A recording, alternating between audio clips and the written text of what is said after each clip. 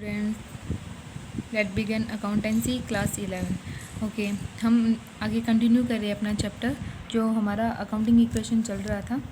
ठीक है, उसकी इलिस्ट्रेशन नंबर फर्स्ट देखिए। उसको करवाने से पहले मैंने आपको बताया था कि एक इक्वेशन होती है कि asset is equal to liability plus capital आएगा हमेशा।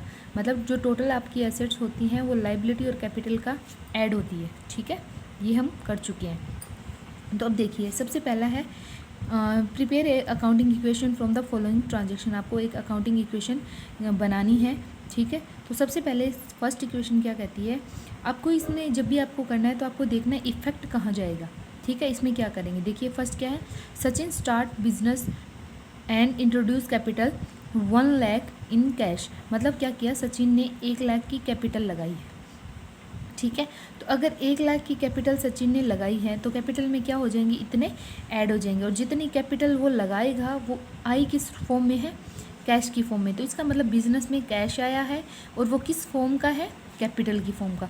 तो इसकी एंट्री दो जगह पे होगी। कहाँ कहाँ जाएगी, देखिए Sachin start business with cash, तो एसेट में आ गए 1 लाख रुपीज़, क्योंकि क्या हुआ है 1 लाख रुपीज़ कैश में आए हैं ना, ये रहा।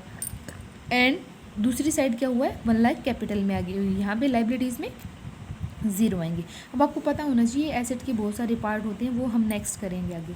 नेक्स्ट है हमारा परचेज गुड्स इन कैश 50,000। अब क्या किए, 50,000 रुपये की गुड्स को कैश में, आगे कैश आ गया ना तो कैश ही मानेंगे, कैश में परचेज किया है। ओके, तो परचेज सेकंड आइटम क्या है, परचेज जो सेकंड ट्रांजेक्शन है purchase of goods in cash.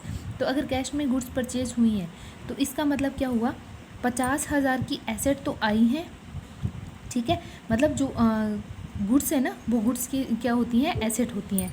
वो होती तो इस फॉर्म में है, स्टॉक की फॉर्म में। ठीक है, तो हम इसके दो पार्ट कर सकते हैं, एक तरफ हम स्टॉक लिख सकते हैं और एक तरफ हम इसके कैश लिख सकते हैं। वो हम मैं आपको कल करवाऊंगी। तो आज के लिए सिर्फ इतना देखिए कि एसेट के कुछ दो पार्ट होते हैं, एक स्टॉक भी होता है और एक कैश भी होता है। तो कैश इतना कम हो गया और स्टॉक इतना बढ़ गया।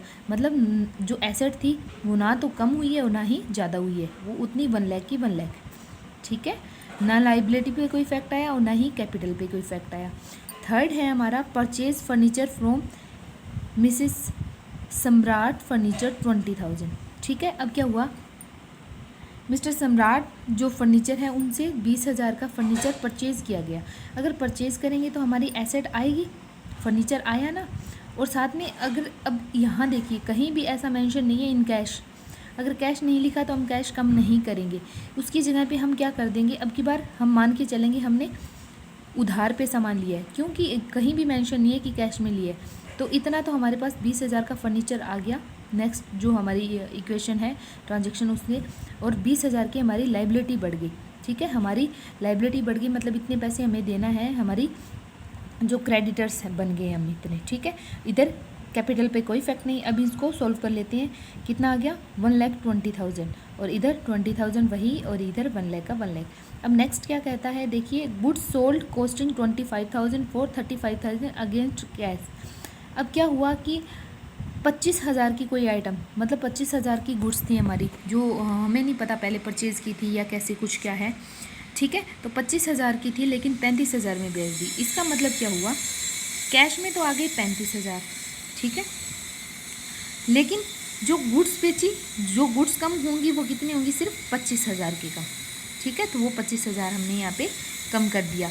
और बाकी के जो 10,000 बचे वो क्या हो गया, वो भी तो देखना पड़ेगा ना। कभी भी हमारी जो आइटम होती है, इधर एसेट और इधर लाइबिलिटी, दोनों तरफ सेम बैलेंस आएगा। ठीक है, कभी भी अनइक्वल नहीं आएगा। अब इसका 10,000 एक्स्ट्रा बचता है तो 10 वो इधर कहीं आएगा, तो वो कहाँ आएगा, वो पैसा जाएगा कैपिटल में। ठीक है, ओके। नेक्स्ट है हमारा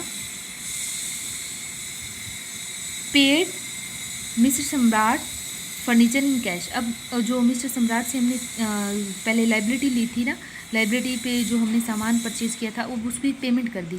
तो पेमेंट करेंगे तो 20,000 कम हो जाएंगे, क्योंकि उसकी पेमेंट थी कितने की बनती थी, 20,000 की। तो 20,000 हमने कैश से कम कर दिए और इधर जो लाइबिलिटी थी वो भी ख़त्म हो जाएगी, दोनों तरफ बैलेंस 0। ठीक है, तो इसका बैलेंस आ गया 1,10,000 और इसका भी 1,10,000। तो ये होती है हमारी अकाउंटिंग इक्वेशन जो दोनों तरफ इक्वल बैलेंस देती है, asset is equal to liability plus capital. ठीक है, थैंक यू।